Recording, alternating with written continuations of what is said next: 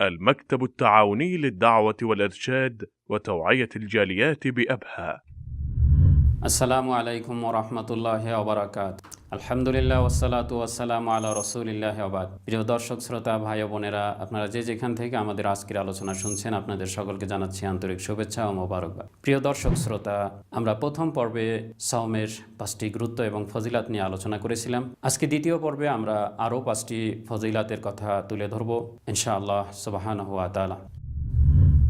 Number 6, সাওম আল্লাহ সুবহানাহু ওয়া তাআলার কাছে এতটা প্রিয় ইবাদত যে এর মূল্য এবং এর মর্যাদা বোঝাতে গিয়ে আল্লাহ সুবহানাহু ওয়া তাআলা একজন রোজাদারের মুখের দুর্গন্ধকে সর্বোচ্চ দামি এবং সবার কাছে প্রিয় মিশকের সুগন্ধির সাথে তুলনা করেছেন।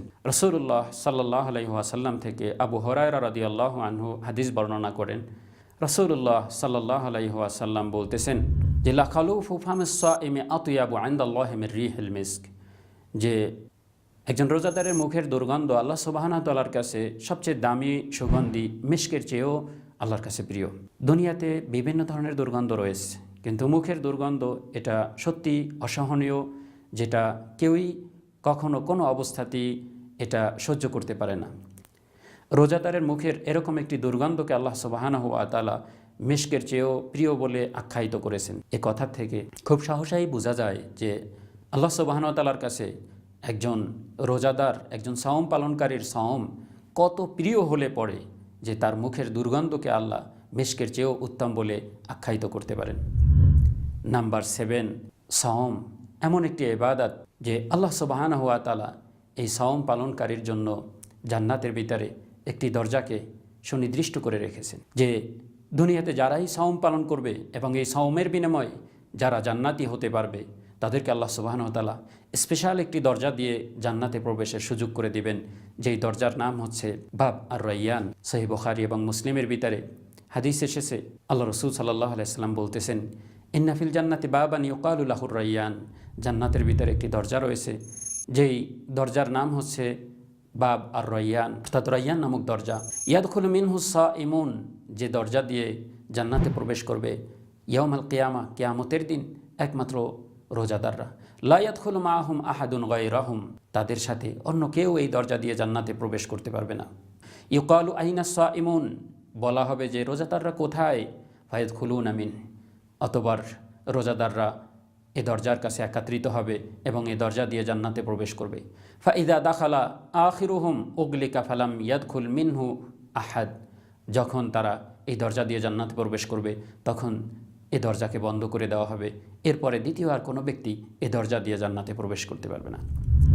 নাম্বার 8, সাওম হচ্ছে জুন্নাহ, অর্থাৎ সাওম হচ্ছে এমন একটি ঢাল, যুদ্ধের ময়দানে একজন মুজাহিদ, একজন যোদ্ধা তার ঢাল দিয়ে যেমন শত্রুর আঘাতকে প্রতিহত করে, ঠিক এই সাওম হচ্ছে আসিয়ামু জুন্নাতুম মিনান নার, জাহান্নামের আগুন থেকে বাঁচার জন্য এই সাওম হচ্ছে একজন রোজাদারের জন্য ঢাল, অর্থাৎ একজন রোজাদারের রোজা ওই রোজাদার ব্যক্তিকে জাহান্নামের আগুন থেকে রক্ষা করবে, তাকে আল্লাহর শাস্তি থেকে রক্ষা করবে।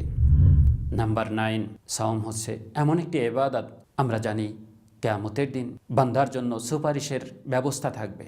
আল্লাহ সুবহানাহু ওয়া তাআলা যাকে অনুমতি দিবেন সেই কেবল সুপারিশ করতে পারবে। শুধুই কি মানুষ, শুধুই কি নবীগণ এই সুপারিশের দায়িত্ব পাবেন? না, সুনির্দিষ্টভাবে আল্লাহ সুবহানাহু ওয়া তাআলা দুটি জিনিসকে সুপারিশের অধিকার দিবেন, আর সেই দুটি জিনিসের একটি হচ্ছে as-সাওম। রাসূলুল্লাহ সাল্লাল্লাহু আলাইহি ওয়াসাল্লাম থেকে মুসনাদে আহমদে একটি হাদিস বর্ণিত হয়েছে।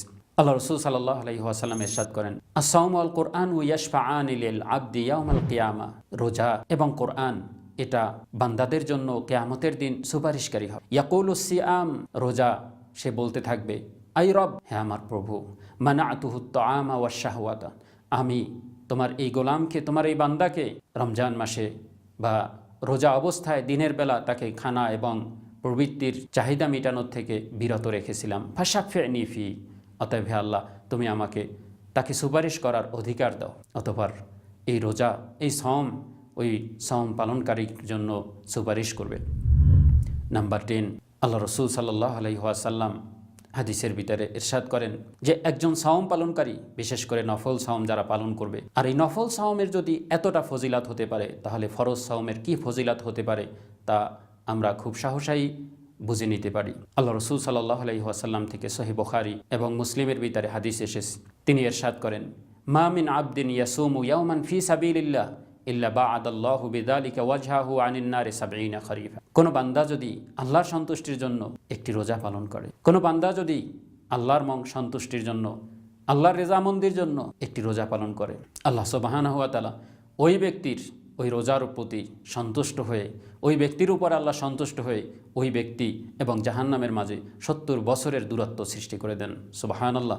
আল্লাহ সুবহানাহু ওয়া তাআলা একজন রোজাদারকে তার একটি রোজার কারণে জাহান্নাম থেকে ৭০ বছরের নিরাপদ দূরত্বে অবস্থান করার সুব্যবস্থা তিনি করে থাকেন। আসুন আল্লাহ সুবহানাহু ওয়া তাআলা আগত এই রমাদানুল মুবারকে এ সমস্ত ফজিলাতের কথা চিন্তা করে একমাত্র তারই সন্তুষ্টির উদ্দেশ্য নিয়ে আমাদেরকে এ রোজা আল্লাহ পালনের তৌফিক দান করেন। আমিন। ওয়া আখির দাওয়ানা আনিল হামদুলিল্লাহি রাব্বিল আলামিন ওয়া সাল্লাল্লাহু ওয়া সাল্লাম আলা নাবিয়িনা মুহাম্মদ।